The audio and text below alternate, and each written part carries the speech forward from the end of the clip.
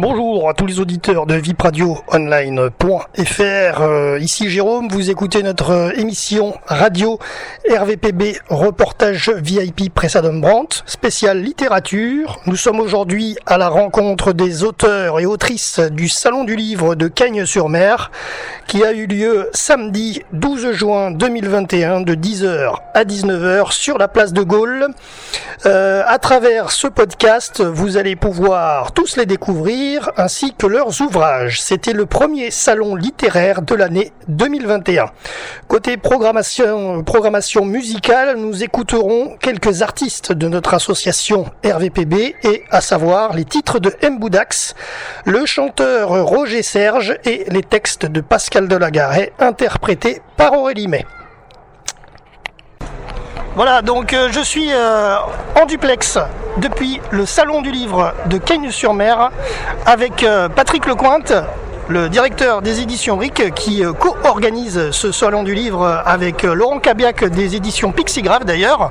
Bonjour Patrick Lecointe, parlez-nous un petit peu de ce mini Salon du Livre comme vous l'intitulez. Oui, mini salon parce que donc la commune nous a proposé de faire un événement culturel greffé sur l'orchestre symphonique de Cagnes-sur-Mer qui va jouer cet après-midi. Voilà, ouais. Et donc ça nous a permis de présenter une quinzaine d'auteurs, surtout avec des nouveautés, parce que sinon il n'y avait pas de la place pour tout le monde. C'est vraiment un mini-salon, mais en réalité c'est très sympa et ça se passe bien. Les gens avaient besoin de reprendre contact avec des auteurs, la culture et tout ce qui concerne bien sûr l'édition. Voilà. Alors c'est le premier salon de la saison, vous ouvrez les festivités? Absolument, hein. Le prochain c'est le week-end prochain, les éditions RIC auront 3 auteurs au Salon de Monaco. Ouais. Et là effectivement les précurseurs, c'était pas prévu, mais souvent dans la vie c'est comme ça. Donc on a fait une grosse distribution du Canard Rebelle, de la com. Et là on a eu beaucoup de monde ce matin, malgré qu'il y ait des événements plus bas sur le centre-ville. Voilà. Donc, il y a eu la visite des élus locaux aussi, Monsieur Louis Nègre, le maire de la ville de Cagnes, qui était présent. Oui, Madame Strastour. Madame Strastour, députée des Alpes-Maritimes. Monsieur Louis Nègre, le maire, bien sûr. Voilà. Il y avait aussi Monsieur Constant, évidemment. Oui, pour les régionales. Alors, Monsieur le maire a été pris en photo avec les collégiens. De la Enjoy School, oui. Enjoy School, parce qu'ils ont, après une de mes interventions au mois de janvier sur l'espionnage, ça les a emballés et ils ont sorti un petit livre avec une trentaine de nouvelles à l'intérieur, très sympa, qu'on a édité, qu'on a mis à la vente et qui est vendu en boutique en ligne, dans certains points de vente, en direct, et ainsi de suite. Voilà. C'est la nouvelle génération qui prend le pouvoir de l'écriture, si on peut le dire. Ouais. Ils sont très heureux de dédicacer leurs livres. Alors justement, à travers cette émission, on va découvrir tous les auteurs de ce Salon du Livre de Cagnes-sur-Mer en intégralité sur notre chaîne vipradioonline.fr. On retrouve le cœur de ville à Cagnes-sur-Mer sur ce salon, puisqu'on est à Place de Gaulle. Oui, on est Place de Gaulle, c'est nos débuts, c'était nos débuts il y a 7-8 ans. Quand il y a eu les travaux Place de Gaulle, on a été sur le parking de la Villette. Après, il y a eu la Covid. L'année dernière. Et donc, tout s'est bousculé comme ça. Et on n'a pas souhaité en refaire un normal en septembre-octobre parce que tous les autres salons de la région sont regroupés. Et voilà, c'était surtout pour reprendre contact. D'abord, j'ai des nouveaux auteurs, ils se sont tous rencontrés, c'est très sympa et familial. Et en même temps, c'était pour se relancer. Voilà. Des fois, mieux vaut voir petit et bien repartir que de voir trop grand. Voilà quoi.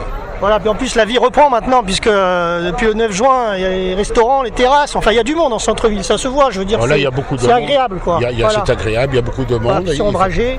Il ne fait pas encore trop chaud. Et puis, je pense qu'il y a beaucoup de personnes qui viennent par rapport à il y a quelques années. Je pense que ça vient du Covid, qui viennent demander des conseils pour éditer leurs livres, pour les corrections, pour la mise en page. Ça les a incités, vous pensez, pendant le confinement ? J'ai énormément à se recentrer, à faire des livres. Toutes les semaines, j'ai énormément de demandes, même des manuscrits que je reçois. Après, bien sûr, il faut les sélectionner, mais j'ai beaucoup de monde qui... C'est vrai qu'il y a quand même eu beaucoup de pubs aussi pour les littéraires, notamment les librairies, qui avaient le droit, rappelons-le, d'ouvrir pendant le confinement. Mais indirectement, pour une maison d'édition, ça vous fait aussi un peu de pub. Ah oui, moi j'ai beaucoup de demandes, mais on ne peut pas tout prendre. Ouais. D'accord. Alors Patrick, avant de se quitter ensemble pour... ensuite, découvrir les différents auteurs du Salon du Livre. Un petit mot sur le journal Le Canard Rebelle, le site de la maison des éditions RIC et le Facebook.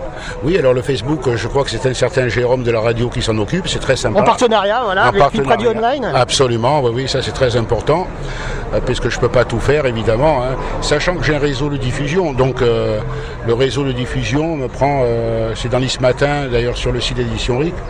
On est un des seuls réseaux indépendants en France qui existe encore, donc ça prend beaucoup de travail. Le Canard Rebelle, il est très beau, il est de plus en plus beau, il fait 28 pages. Il y a des rubriques maintenant histoire, il y a des rubriques sur plusieurs sujets différents.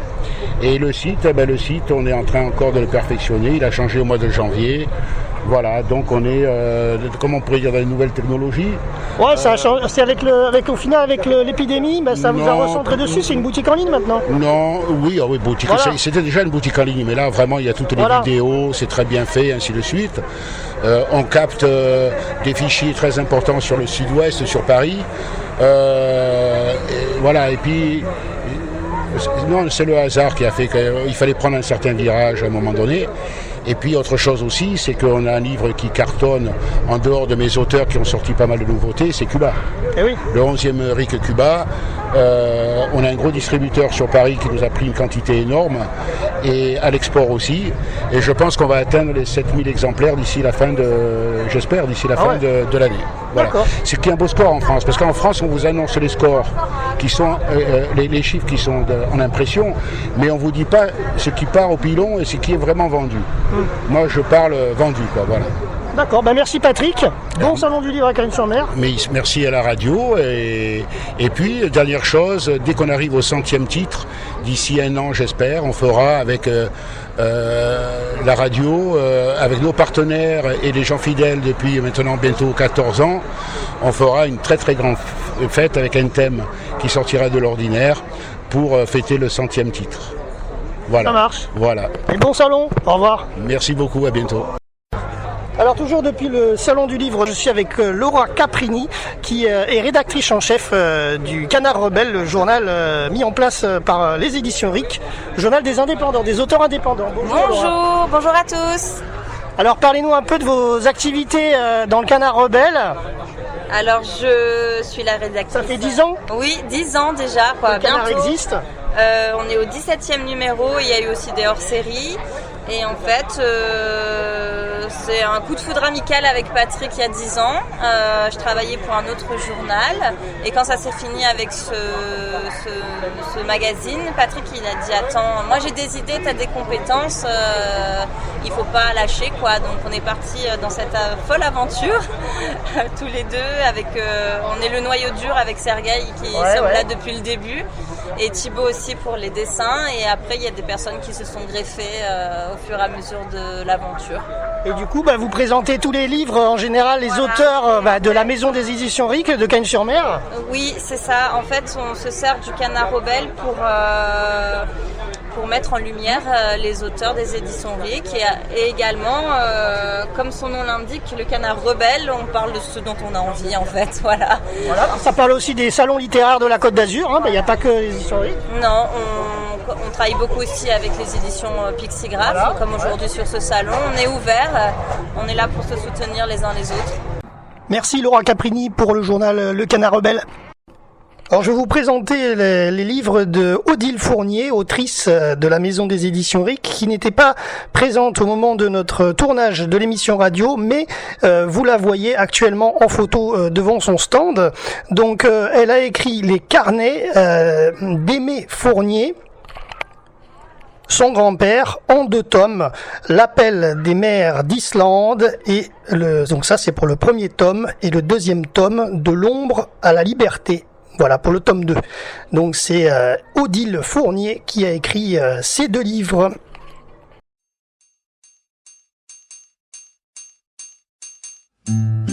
Assis devant la page blanche, ma main tremblante tisse des mots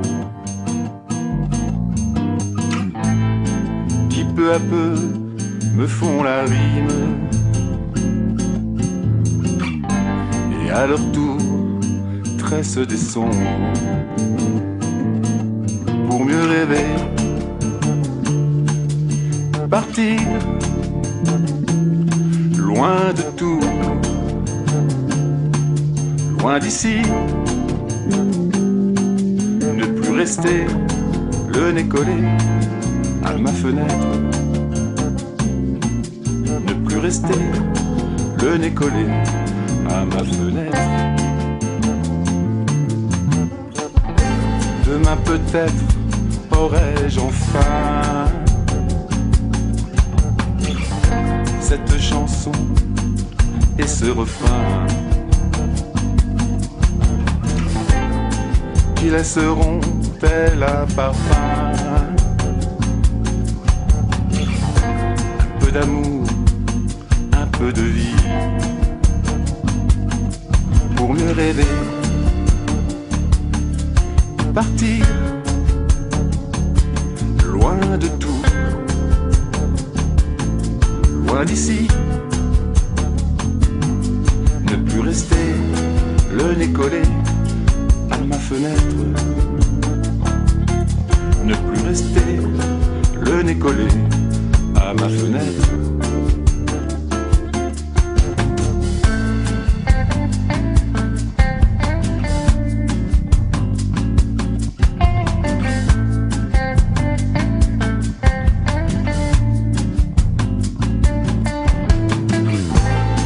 Un jour peut-être devant vous, pourrais-je enfin vous la chanter,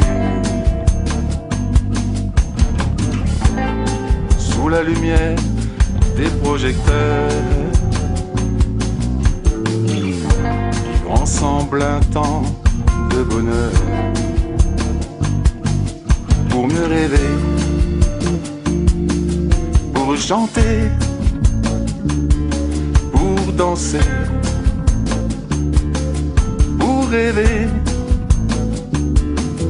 pour chanter, pour danser, pour rêver, pour chanter, ouvrir la fenêtre et enfin renaître.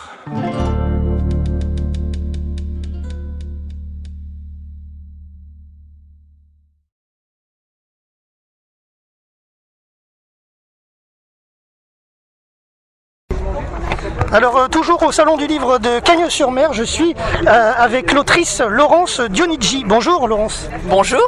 Alors parlez-nous un petit peu de vos différents ouvrages aujourd'hui à Cagnes-sur-Mer. Alors aujourd'hui je présente mon dernier opus qui est donc l'érotisme dans l'art, mais d'un point de vue féminin. Donc j'aborde les Vénus de la préhistoire du néolithique jusqu'à nos jours, le gang du clito, qui était une campagne d'affichage à Paris. Justement parce que le clitoris n'est pas étudié en classe au collège, parce que ça ne fait pas partie de l'appareil reproducteur, donc c'est une campagne d'affichage, donc on va dire que c'est de l'art. Et donc à travers l'histoire de l'art qui était un moyen de communication, donc j'ai décortiqué tous les courants artistiques, donc les peintres, les peintresses également, et le corps de la femme. Ça c'est le dernier. Et également j'ai un dernier bébé aussi dans la série des Yannou Pilou, qui Yannou Pilou n'aime pas les animaux. Alors comme on sait, beaucoup d'enfants n'aiment pas ils ne savent pas qu'ils n'aiment pas les animaux, mais ils les embêtent, ils aiment bien leur tirer la queue pour les chiens et les chats, ou voilà, leur couper les moustaches pour les chats, ou les ennuyer. Et donc du coup j'ai fait un petit album illustré donc voilà, j'ai changé d'illustratrice.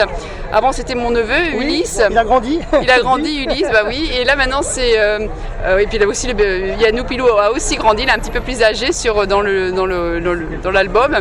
C'est Maya Gournay, qui est une étudiante en art, qui a bien voulu donc illustrer le dernier Yanoupilou. Donc en fait, bien sûr, il y a une morale, parce que bon, l'affreux Yanoupilou embête les animaux et il est sauvé par un animal. Et bon, il faut un peu découvrir ça. Donc voilà, donc là, ce sont les deux derniers qui sont sortis en fait en 2020. Donc novembre 2020 pour l'érotisme dans l'art et décembre 2020 pour Yanoupilou n'aime pas les animaux. Et bien sûr, je suis venue avec mes autres livres, donc Les Grandes Oubliées de l'art, donc un hommage aux femmes, aux peintres, aux sculptrices, donc sorties de l'ombre. Et bien sûr, mes bouquins d'histoire, parce que j'aime aussi beaucoup l'histoire, pas que de l'art, l'histoire en général.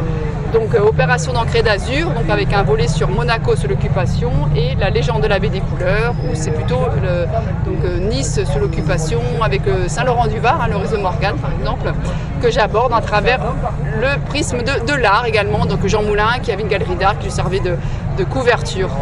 Voilà, puis après je suis venue avec un petit livre que j'aime bien, c'est un recueil de nouvelles, donc c'est Tequila et Sombrero, c'est du temps où je vivais en Amérique du Sud, ça fait 20 ans maintenant, donc voilà des petites nouvelles sur cette période-là, donc c'est comme le Mexique, leur tradition.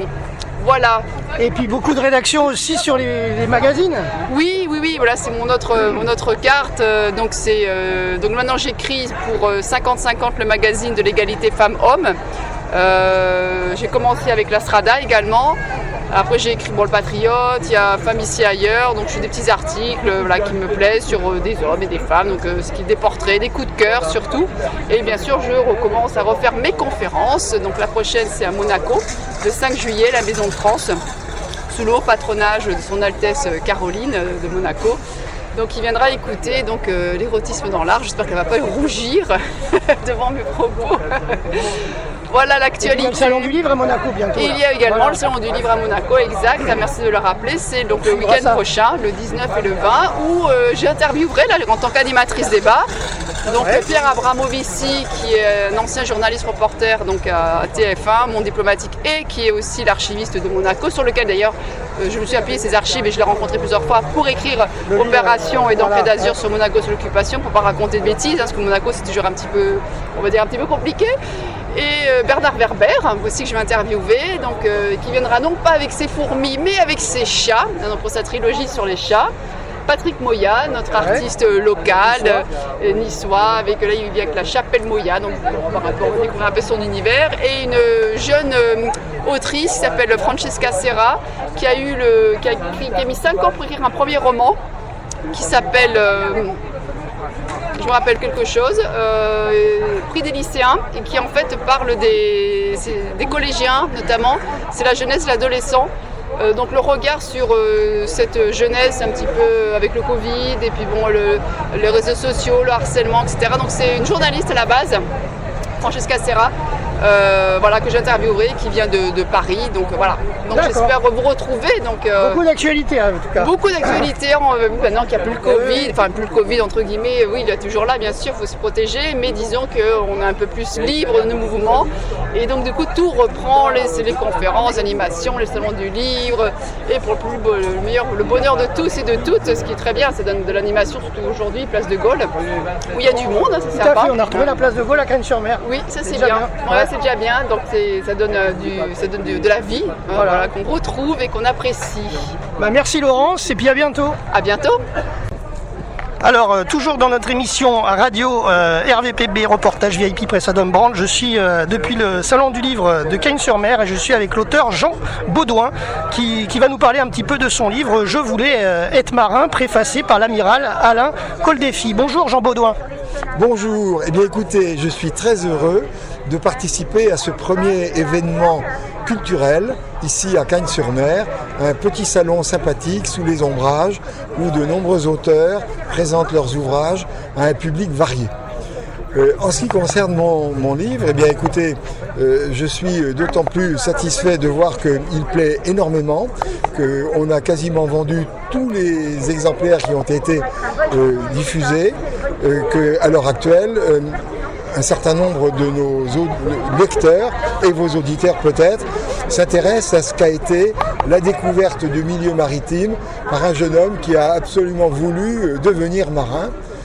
Effectivement, je raconte des souvenirs de marine qui sont partagés entre la découverte de l'univers de la mer dans les différentes mers du Sud en particulier la Méditerranée, la mer Rouge, le golfe Persique et les situations, les pays dans lesquels aujourd'hui ça chauffe, on va dire, et où les troupes de marine, en l'occurrence les commandos marines, sont présents.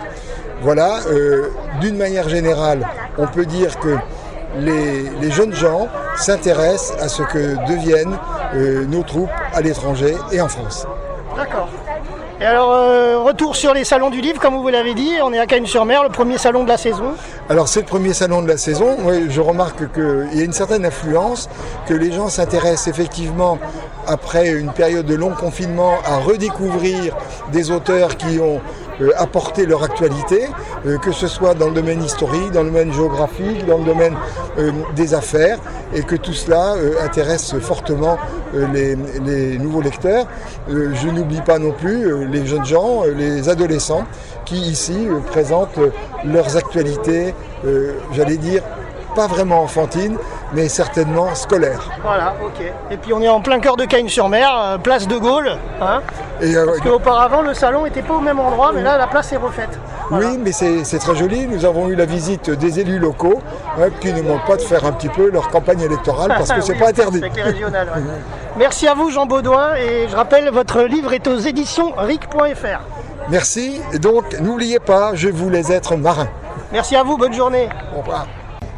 Alors je suis avec Madame Cocheteux de l'Enjoy School de Cagnes-sur-Mer et particularité, ils ont fait un livre. Bonjour. Bonjour. Alors parlez-nous un petit peu du livre que vous avez fait avec les collégiens.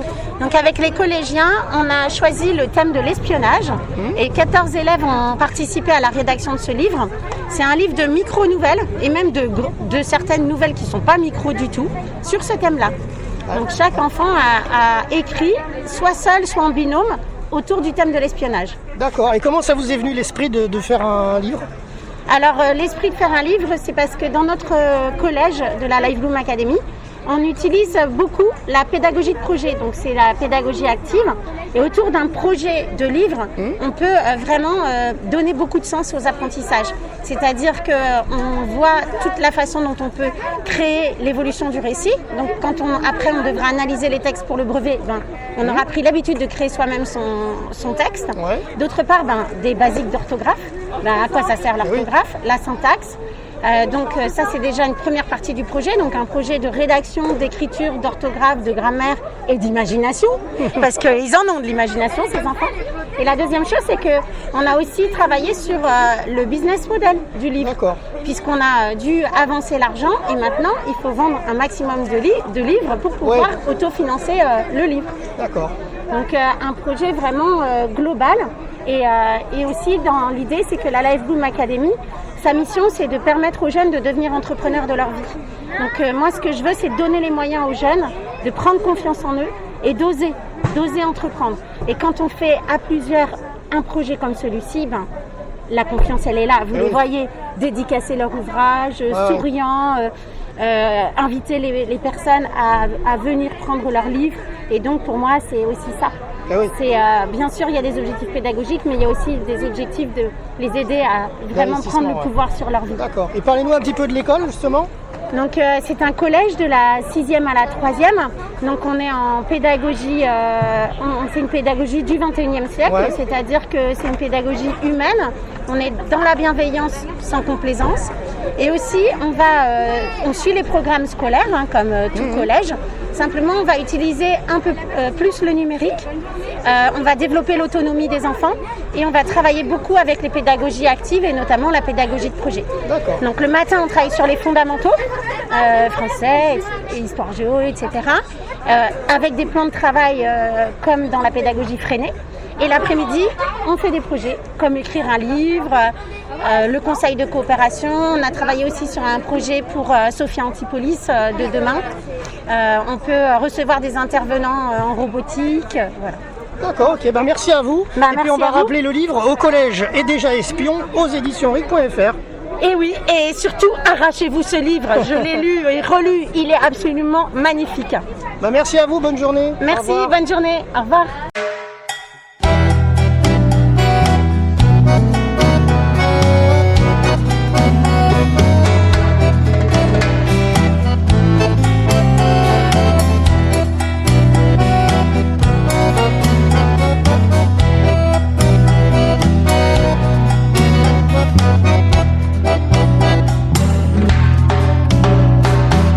Il était une fois un jardin, et j'y vis Madame Rosemonde. L'air était plein d'oiseaux, les plus charmants du monde. Quelle ombre dans les bois. Il était une fois une source, j'y vins boire avec Rosemonde. Des naïades passaient, et je voyais sous l'onde des perles à leurs doigts.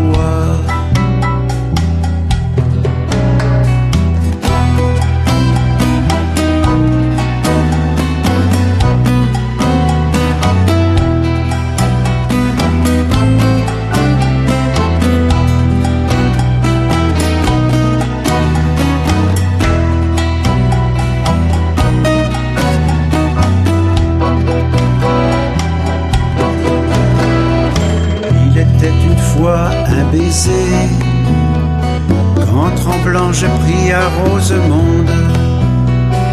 Tiens, regarde, ils sont deux, dit une nymphe blonde.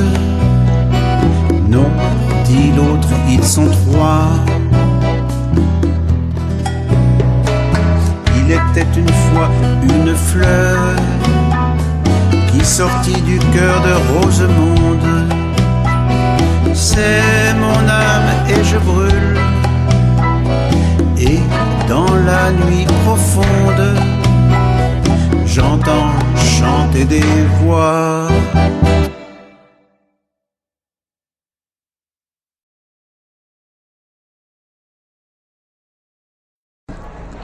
Alors je suis avec Charles Penalba qui a fait un livre dans le cortex du Führer et il va nous en parler un petit peu de ce roman. Bonjour, monsieur Penalba. Bonjour, monsieur. Oui, je vous présente ce livre. C'est dans le cortex du Führer. C'est un livre en fait qui se décompose en 2 tomes, puisqu'il y a la première partie où il est question d'une réincarnation assez particulière. Et la deuxième partie qui mentionne l'état d'esprit de la personne réincarnée par rapport à la personne sur laquelle il doit se venger. Et donc il y a là donc une intégration directe dans les milieux extrémistes allemands en deuxième tome, et en premier tome donc la surprise des instances scientifiques lorsqu'ils apprennent par des enregistrements divers, enfants, etc., que ce fameux enfant est en réalité un réincarné qui a travaillé à l'époque avec Einstein, qui était une chose exceptionnelle. Einstein, en fait, c'était un savant qui travaillait toujours seul. Et là, il avait pris donc un ingénieur avec lui avant de partir aux États-Unis pendant la guerre. Et Hitler apprend que il est vivant donc à Munich, et donc il le fait prendre par la Gestapo parce qu'avec les V2, il a besoin d'avoir quelques renseignements sur ce qu'il sait. Et je ne vais pas tout dévoiler, bien sûr. Non, oui. Et comment vous est venue l'idée pour faire ce roman? À l'origine, surtout en 2 tomes. Voilà, à l'origine, je suis inventeur. Ouais. Donc ça fait 40 ans. Pendant 40 ans, j'ai fait l'invention. J'ai 12 brevets à mon actif. J'ai un brevet américain. Je travaille toujours seul. Et donc, à partir de là, j'ai énormément d'imagination. Donc je me suis servi de mon imagination pour laisser penser qu'il y avait peut-être parmi les personnes qui avaient beaucoup de capacités scientifiques, qui avaient peut-être le moyen d'écrire un livre. Voilà, et c'est la raison pour laquelle D'accord. j'écris. Voilà. Quelle sorte d'invention vous avez faite?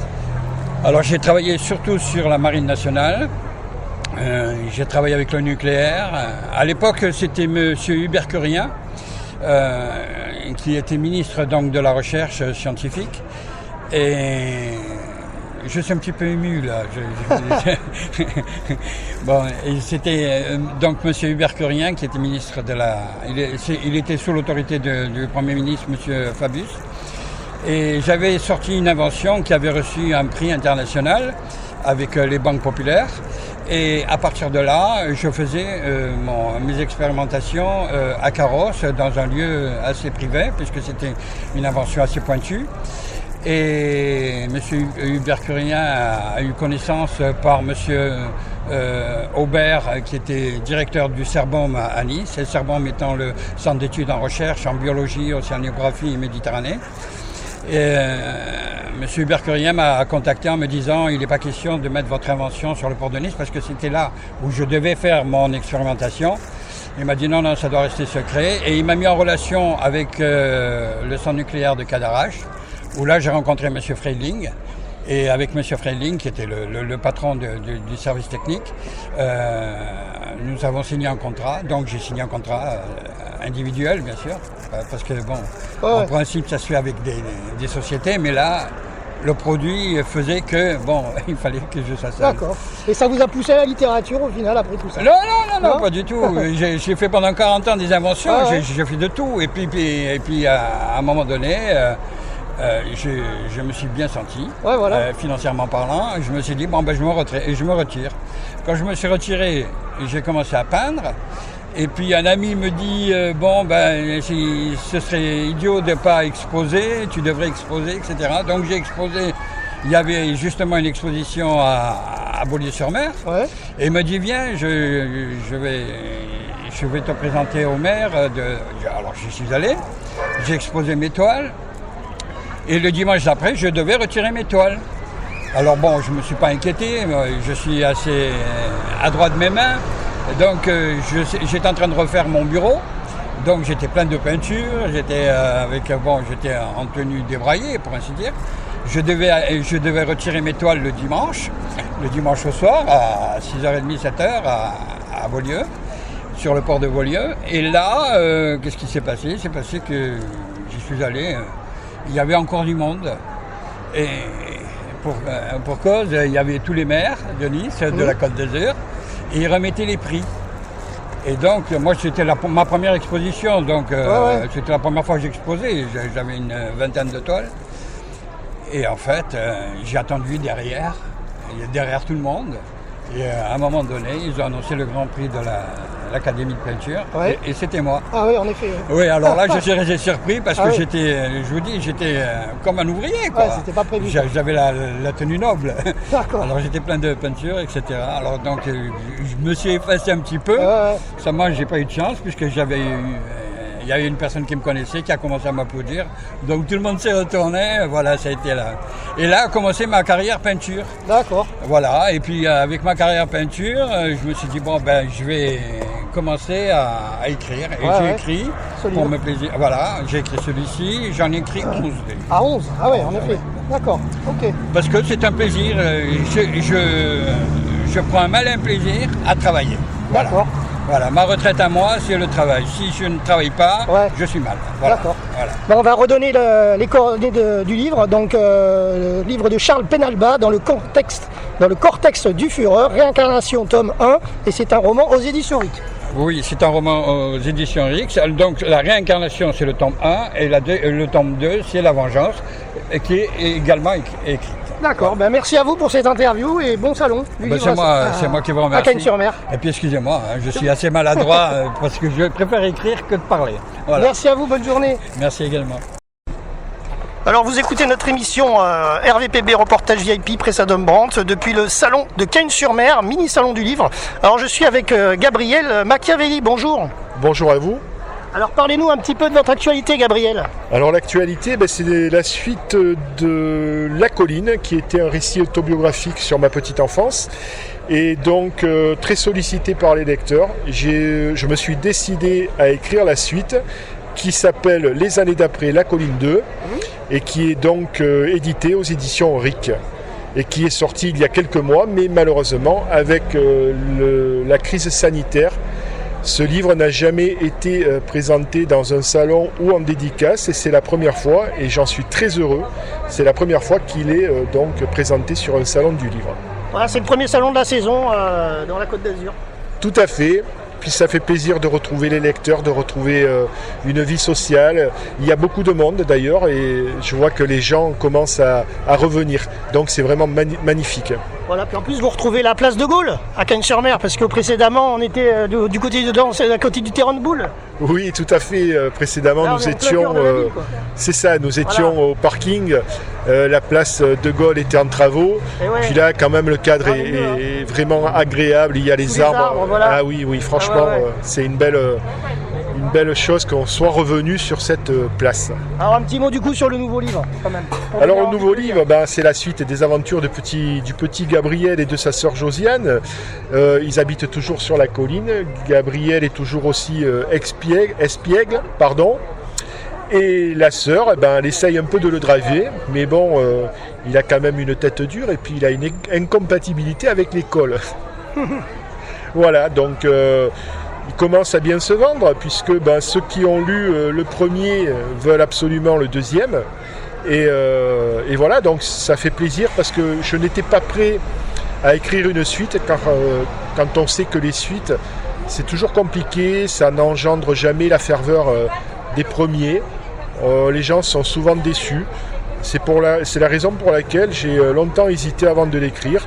Et un jour, je l'explique d'ailleurs au début du livre, un jour il y a quelque chose qui a fait que je me suis décidé à écrire cette suite. Voilà. D'accord. Pour vous joindre, il y a une page Facebook, je crois. Une page Facebook et il y a même un site officiel, Gabriel Machiavelli, où les lecteurs peuvent me déposer des mots et je leur réponds très très volontiers. Et oui, il y a également une page Facebook à mon nom. D'accord, merci à vous et bon salon. Merci à vous. Au revoir. Au revoir. Alors pour les auditeurs, nous sommes au Salon du Livre de Cagnes-sur-Mer et je suis avec Martine Jorgueyen-Vachérier qui va nous parler de son livre Tu sais maman et au Salon du Livre aujourd'hui à Cagnes-sur-Mer. Bonjour. Bonjour. Alors parlez-nous un petit peu de votre livre. Oui, c'est un livre que j'ai écrit sur ce livre suite à l'assassinat de mon fils. Voilà, donc il fallait que je mette des mots sur mes mots. Donc voilà, il fallait que je le fasse pour me faire du bien et je crois pour parler de lui, pour pas qu'on l'oublie surtout. Alors on s'était déjà croisés effectivement pour une interview plus longue, là où les auditeurs peuvent vous découvrir plus amplement votre livre.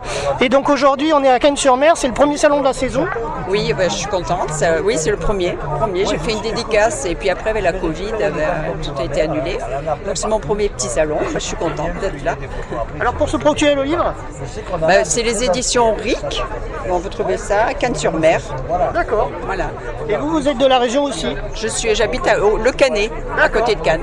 Voilà. Merci à vous. Merci. Et bonne journée. Merci bien.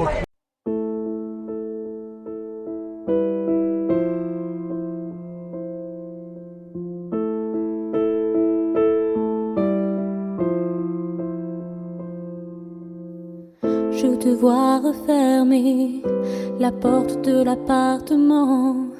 Un soir pour moi tu l'ouvrais, il n'y a pas si longtemps.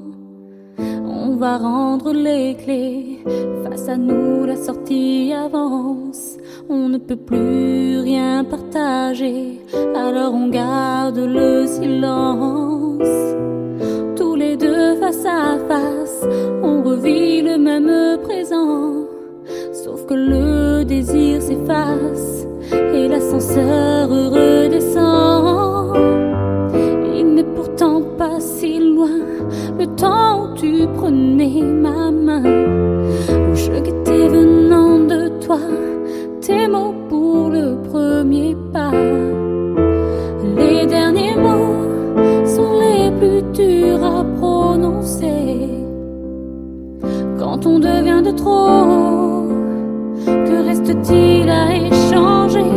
Les derniers mots, même si parfois ils sont les pires, s'ils sont de trop, c'est qu'ils n'ont pas d'avenir. Les derniers mots sont les plus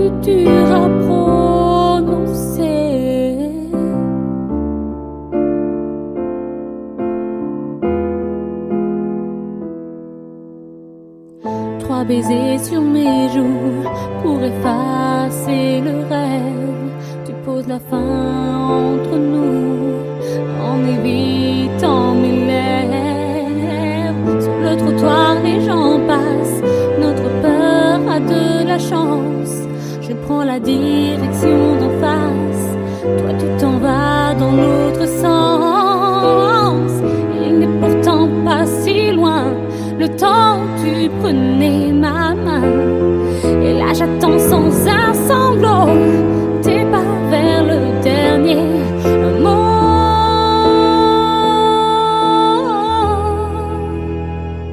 Les derniers mots sont les plus durs à prononcer. Quand on devient de trop, que reste-t-il à échanger? Les derniers mots, même si parfois ils sont les pires, s'ils sont de trop, c'est qu'ils n'ont pas d'avenir.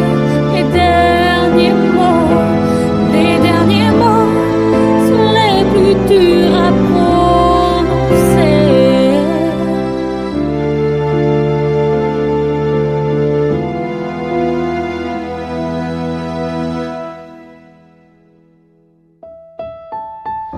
Les derniers mots.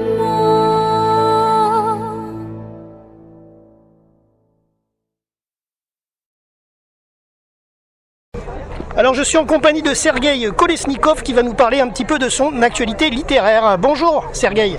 Bonjour Jérôme, comment allez-vous? Très bien. Alors parlez-nous un petit peu de votre actualité.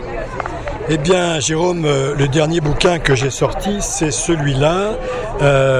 Vérité et mensonge du marxisme. Voilà, ça m'aura coûté la bagatelle de 40 années d'écriture. Ce livre, il a une petite histoire, si tu veux. À la fac, j'étais en sciences éco, et au niveau de la thèse de doctorat, on m'a dit, écoutez, vous êtes un esprit un peu frondeur, trop critique, allez donc vous faire voir chez les Grecs. Et forcément, ils étaient tous staliniens, maoïstes, trotskistes, gauchistes, etc. Et moi, j'étais franchement plutôt du bord opposé.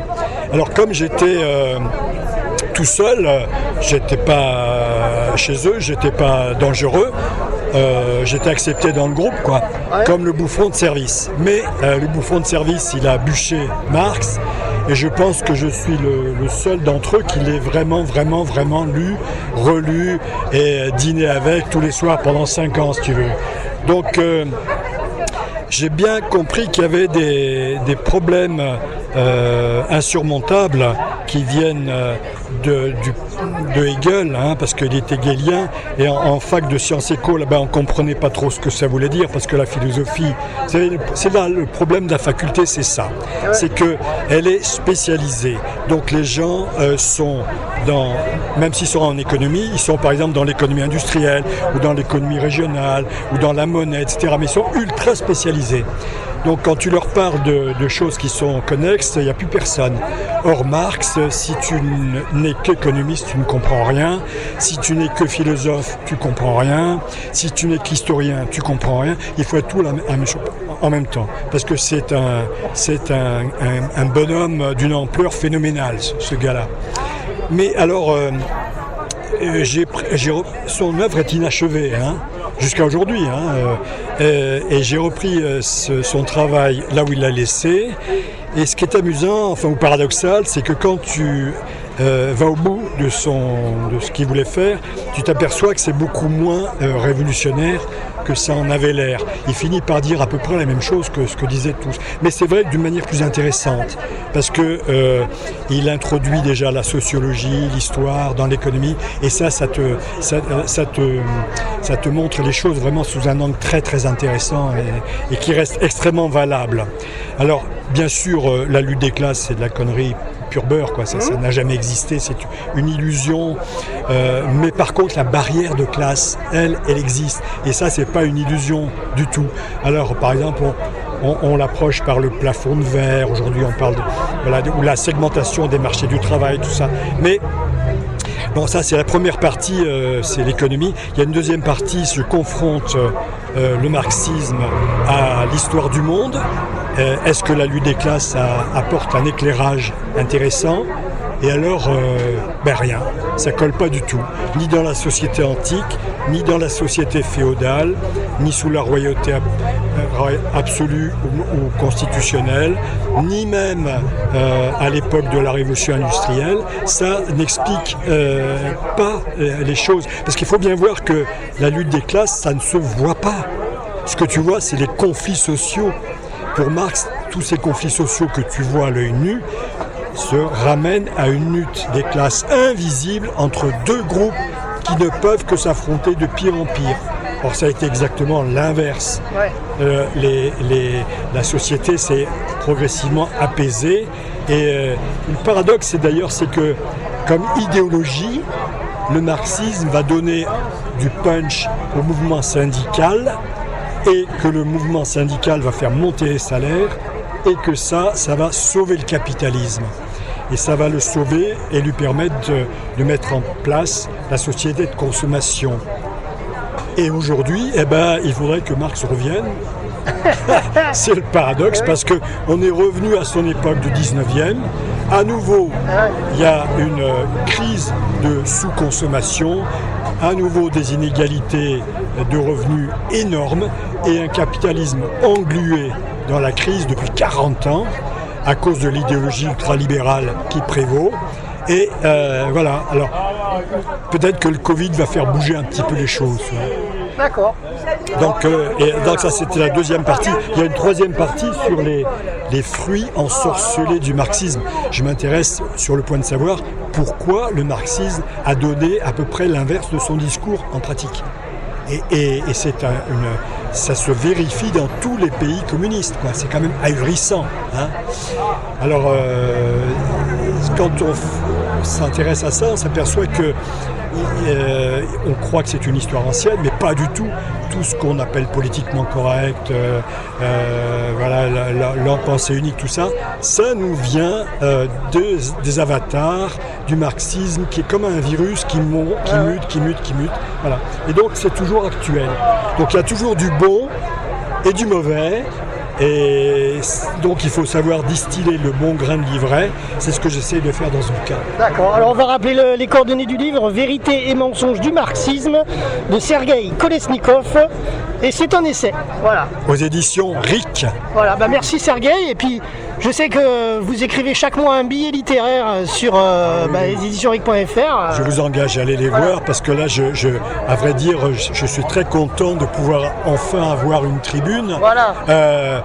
Ou d'un point de vue qui me semble pas terriblement engagé, mais enfin quand même sans cette bisounours non plus, je mets mon grain de sel sur différentes questions qui sont agitées dans l'actualité, que ce soit l'actualité intérieure ou la géopolitique ou diverses choses. Et puis vous faites partie du journal Le Canard Rebelle aussi. Oui, et dans la dernière mouture, il y a un article sur le dossier Navalny par exemple. Ah ouais. Voilà. Merci à vous Sergueï et bon salon. Merci beaucoup Jérôme. Alors toujours depuis le salon du livre de Saint-Laurent-du-Var, ici Jérôme, je suis avec l'autrice Florence Fraisse. Bonjour. Badézy Fraisse, pardon. Il n'y a pas de souci, bonjour. Très heureuse de retrouver tout le monde. Alors parlez-nous un petit peu de vos différentes actualités littéraires avec vos ouvrages. D'accord. Alors l'actualité, en fait, une actualité qui n'est pas réellement récente, mais qui a eu le malheur d'être publiée le premier jour du confinement l'an dernier, c'est Poker Toxique. Alors Poker Toxique a quand même survécu à toute cette période un peu difficile pour nous. Donc c'est le deuxième tome de la collection Jeux de mots, dont l'intrigue se déroule en parallèle avec une partie de poker. Mais même si on ne joue pas au poker, en fait, la duplicité, on connaît tous dans notre vie, de même que tous ces comportements, ces stratèges, ces manipulations. Ils se passent bien entendu toujours dans notre fabuleuse région, et c'est avec beaucoup d'émotion que j'ai le plaisir de le présenter aujourd'hui pour ce premier salon qui nous fait tous renaître. Est-ce qu'il y a eu un peu d'inspiration du Casino de Monaco? Parce que vous êtes monégasque. Absolument, absolument. Casino de Monaco est incontournable pour moi. Donc il y a une partie de l'intrigue de Poker Toxique qui se déroule sur Monaco. Et en fait, il y a même collaboration entre un inspecteur de la police monégasque et des inspecteurs français dans lesquels vous retrouverez certains des personnages du premier roman Diagonale. Et ce qui est intéressant aussi, c'est que pour ce deuxième roman, certains de mes amis ont accepté d'être transformés en personnages. Donc avec leur accord, j'ai eu le droit d'en faire un petit peu ce que je voulais et de prendre leurs attitudes, leurs comportements, leur vécu pour les faire avancer. Merci à vous Florence et puis bon salon du livre à Cagnes-sur-Mer. Merci beaucoup et franchement, un plaisir. Alors toujours dans notre émission radio RVPB Reportage VIP Presse-Adam Brandt depuis le salon du livre de Cagnes-sur-Mer. Je suis avec un auteur aussi azuréen parmi les autres, c'est René Keul. Bonjour René. Bonjour Jérôme, ça fait toujours plaisir de vous revoir dans ce milieu de la littérature qui a été pendant un moment occulté par les événements bien sûr. Et oui, on s'était rencontrés justement pendant le confinement il y a quelques mois en arrière à Saint-Laurent-du-Var dans notre rayon de kilométrage pour parler de vos ouvrages et là on se revoit donc dans un salon du livre pour évoquer vos multiples ouvrages. Oui, et je suis d'autant plus heureux de refaire un salon du livre que c'est le premier de la saison et qu'il est organisé par ma maison d'édition, RIC Édition, dont le directeur est Patrick Lecointe. Et ça fait plaisir de retrouver un certain nombre d'auteurs. On n'est pas très nombreux, on est une petite quinzaine. Une douzaine, ouais. Voilà. Près, ouais. Mais ça fait plaisir, on se replonge dans l'ambiance. Et vous savez que je suis très attaché au contact avec mes lecteurs. Et c'est bien d'expédier un livre par la poste. Mais le vendre directement et discuter du livre avec la personne qui va vous lire, ça permet des échanges très très intéressants. Alors justement, parlons du dernier livre. Le dernier livre, c'était celui sur lequel vous m'avez interviewé, le recueil de textes écrits pendant la pandémie et préfacé par Monsieur Joseph Ségura, maire de Saint-Laurent-du-Var. Oui. Alors, dans les petits secrets, que je ne devrais pas dire, mais bon, un secret est fait pour être révélé, paraît-il. Donc, j'avais écrit il y a quelques années un polar qui marche toujours, qui est à sa 5e réédition, qui est Nuit rouge dans l'eau de Cagnes. Et l'enquête dans ce polar est menée par un couple, on va dire assez spécial, le vice-procureur et un commissaire divisionnaire de la PJ, qui sont à la fois très différents, mais qui ont pas mal d'atomes crochus. Et donc, ce livre a bien marché, continue à bien se vendre. Aujourd'hui, je viens d'en vendre, pendant que vous étiez là, arrivé, je venais d'en vendre à un nouveau lecteur. C'est que mes lecteurs m'ont dit, mais on aimerait bien un nouveau polar, non pas une suite, mais avec la même équipe. Parce que c'est un couple très ambivalent qui mène cette enquête. Et donc, depuis 5 mois, je travaille sur l'écriture de ce nouveau roman. Et il me faudra sans doute encore 5 bons mois. Je compte 10 à 11 mois d'écriture. Et petite confidence supplémentaire, ce nouveau polar se déroulera à Grasse, dans la capitale mondiale des parfums. Et on va rentrer un peu dans les bas-fonds, alors bien sûr avec l'imagination de l'auteur, mais dans les bas-fonds du parfum. Et je dirais que comme tout par avant, il y a la face que l'on voit, et puis quand on passe de l'autre côté, il y a la face un peu plus obscure. Et donc on va être plongé dans une énigme qui va venir mêler au parfum la mafia japonaise, et je ne vais pas vous en dire plus. D'accord, pas de problème. En tout cas, bon salon. Merci, c'est toujours un plaisir aussi qu'on se revoit tous, et puis j'en profite à l'occasion pour vous remercier parce que votre radio, il y a des reportages super. J'ai suivi en particulier le reportage qui avait été fait sur Monaco, le Grand Prix de Monaco, et puis auparavant le rallye, le Monte-Carlo, enfin. Votre radio est un peu comme mon écriture. Mes lecteurs me disent, vous êtes très diversifié dans ce que vous écrivez, c'est peu courant. Je vous retourne le compliment. Vos reportages sont très intéressants, mais ils sont aussi très diversifiés et c'est un grand plaisir de vous écouter. C'est ce qui fait aussi la diversité. On est une trentaine de personnes dans l'association RVPB et on a une bonne dizaine facilement d'animateurs. Donc je les félicite aussi.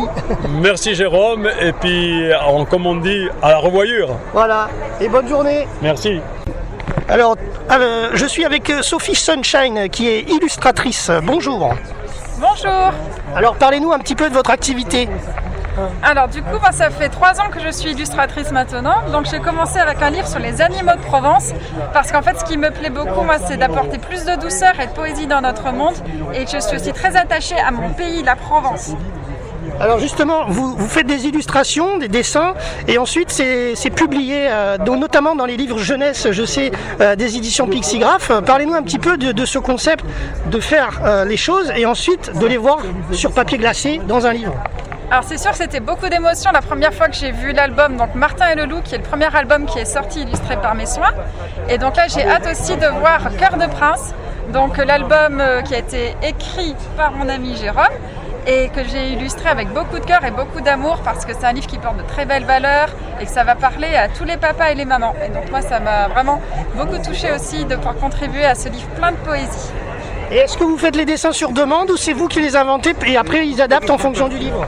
Alors en fait, quand je reçois un livre à illustrer, donc là j'en suis à mon 4e livre que j'illustre, je vais faire des croquis selon les scènes que j'ai envie d'illustrer qui me parlent et après je vais les proposer à l'auteur. Donc souvent l'auteur valide et ensuite je fais vraiment le dessin dans un rapport de confiance avec l'auteur, je le tiens au courant toujours de l'avancée, mais c'est vrai que je suis toujours assez libre jusqu'à présent dans mes dessins, donc ça c'est vraiment génial parce que j'apporte ma propre interprétation et vraiment le sens que je veux apporter, la force que je veux apporter aux scènes que j'illustre. D'accord. On va rappeler le site notamment de Pixigraphe, édition-pixigraphe.com. Voilà, et vous pouvez aussi suivre mes dessins sur la page Facebook Rêve en couleur avec un S. D'accord, merci à vous Sophie et bonne journée. Merci à vous, bonne journée, au revoir. Alors depuis le salon du livre de Saint-Laurent-du-Var, je suis avec Jérôme Soguns. Bonjour. Bonjour aux auditeurs, à tout le monde. Alors parlez-nous un petit peu de vos ouvrages littéraires. Alors mon dernier livre qui est sorti, Elle, aux éditions des Livrets du Rêve, est un thriller ésotérique archéologique qui remet en question le darwinisme, donc et qui révèle la vérité vraie sur les origines de l'homme, fondamentale et véritable origine avec preuve à la pluie. C'est 6 ans de recherche, donc je mets tous les liens, tous les ouvrages auxquels les gens vont pouvoir se faire plaisir et pour ceux qui sont contredits tout le temps, tout ce que j'avance c'est vrai, je veux dire toutes mes théories sont vraies, je veux dire ce sont des choses oubliées qui sont remises au goût du jour et voilà, mon héroïne Pia va vous faire voyager à travers le monde mais quelque chose d'assez intense. D'accord. Voilà. Je vois aussi des livres jeunesse sur votre stand. Oui, tout à fait. 2 livres jeunesse, bientôt un 3e aux éditions Pixigraphe. La Fleur éternelle, c'est un petit chamois que j'ai rencontré à Valberg, donc c'est pas loin. Oui. Donc c'est son histoire parce que j'étais certain, il me suivait bizarrement. Et comme je me suis dit, il doit avoir le vertige, il est comme moi. Donc j'ai raconté l'histoire du petit chamois qui a le vertige. Et toujours Pearl, c'est l'histoire d'un petit bonhomme de neige aussi rencontré à Valberg. Parce que ma fille est désespérée de ne pas ramener le bonhomme de neige à la maison. Donc je me suis dit, pourquoi pas créer un conte avec la magie d'un conte. Et comment faire pour ramener un bonhomme de neige à la maison pour que tout le monde soit heureux. Donc voilà, pour ma fille j'ai écrit Pearl, voilà, et sortira bientôt Cœur de Prince, donc aux éditions Pixigraphe, avec mon illustratrice pas loin Sophie Sunshine, et qui relativise Des pas sur le sable, mon tout premier livre qui est pour adultes mais là pour enfants. Voilà, des enfants qui naissent différents, mais là ce sera expliqué à la mode Heroic Fantasy avec dragons, licornes, etc. Voilà.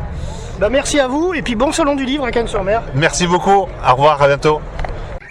Voilà, nous arrivons au terme de notre émission radio. Merci à tous les auditeurs et à toutes les auditrices de nous avoir écoutés via ce podcast depuis le mini-salon du livre de Cagnes-sur-Mer dans les Alpes-Maritimes pour cette émission radio reportage VIP. Merci également bien sûr à nos invités qui étaient présents au micro, notamment Patrick Lecointe, le directeur des éditions RIC, qui est partenaire aussi de notre radio. Merci à Laura Caprini qui est la rédactrice du journal gratuit Le Canard Rebelle qui a parlé avec nous. Merci également à Christelle Cocheteux qui est de la direction de Enjoy School à Cagnes-sur-Mer. C'est des collégiens qui ont fait un livre, mais on en a parlé dans l'émission. Merci également à Sophie Sunshine, illustratrice de livres jeunesse notamment chez Pixigraphe.